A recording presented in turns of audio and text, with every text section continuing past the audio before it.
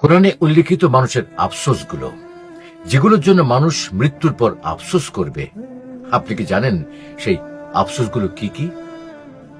সেই আফসোসগুলো হচ্ছে, হায় আফসোস, আমি যদি তাদের অর্থাৎ আল্লাহর অনুগ্রহপ্রাপ্ত বান্দাদের সাথে থাকতাম, তাহলে আমিও আজ বিরাট সাফল্য লাভ করতাম।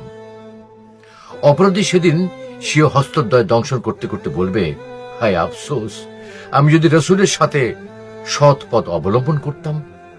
হায় আফসোস, আমি যদি দুনিয়াতে অমুককে বন্ধুরূপে গ্রহণ না করতাম যে তাকে খারাপ পথে নিয়েছিল। আগুনে যেদিন তাদের মুখমণ্ডলকে উপর করে দেয়া হবে, সেদিন তারা বলবে, হায় আফসোস, আমরা যদি দুনিয়াতে আল্লাহর আনুগত্য করতাম ও রাসূলের আনুগত্য করতাম, তাহলে আজ আমাদের এই দুরবস্থা হতো না। যে শয়তানকে অনুসরণ করেছে, আল্লাহর সামনে দাঁড়িয়ে আফসোস করে বলবে,